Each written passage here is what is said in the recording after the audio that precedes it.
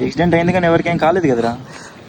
కనిపించట్లేదట్రా. ఇంకా చిన్నగా so guys good morning. ఈడేంద్ర ఇప్పుడు మధ్యాహ్నం 12 అవుతుంటే ఇప్పుడు గుడ్ మార్నింగ్ చెప్తున్నాడు అనుకోవచ్చు మీరు. క్లైమేట్ అట్టాంటిది మరి మధ్యాహ్నం మార్నింగ్ లా ఉంది. అసలు మేము ఎడపోతున్నాం మీకు చెప్పలేదు కదా. మా బ్రో కూడా కాలేజ్ జాయిన్ అవుతుంటే కాలేజ్కి వచ్చినాం. కాలేజీలో అయితే మస్తు గుంటలు. కాలేజ్ జాయినింగ్ అవడానికి వెళ్ళిన వాళ్ళు అన్ని షర్ట్లు రెడీ చేసుకుని వెళ్తారు. మేమేమో రెడీ చేసుకుంటూ వెళ్ళాం, బయట దుబ్బేమన్నారు. అలాంటి మేము హైవే మీద వచ్చి ఫొటోస్ వీడియోస్ తీసుకుంటున్నాం. మనం సోదం ఎక్కువగా మీటర్ ఏం లేదు, వీడియో కోసం ఎక్కువ పట్టించేసుకోండి మీరు. మా వాళ్ళం ఫొటోస్ కోసం ఏదేదో సవాసాలు చేస్తున్నారు, ఎక్కడ పడితే అక్కడ కూర్చొని. ఫొటోస్ తీసుకోవడం అయిపోయాక కాంప్లెక్స్ వచ్చినాం. ఏడైనా గుంటలు ఉంటారనేసి ఏం చేస్తాం బ్రో, కరువులో ఉన్నాం. కాంప్లెక్స్ రాకపోతే నిద్ర పట్టదు. అన్ని సెట్లు రెడీ చేసుకుని కాలేజ్కి వెళ్తుంటే ఒకటి వచ్చి గుద్దిసిండు. నా కాలుకేమో పేచి పడింది. మా వాళ్ళేమో నాటు వద్దాన్ని ఏదేదో రాస్తుండు. చిన్నదిలే ఏం కాదంటుండు మా వాళ్ళు. దెబ్బ తగిలే నాకు కదా, ఆలుకు కాదు కదా, నొప్పి ఏంటో నాకు తెలుస్తుంది. ఇన్ని జరగ కూడా మా వాడు ఏమంటుండో ఒకసారి వినండి సిగ్గు లేకుండా.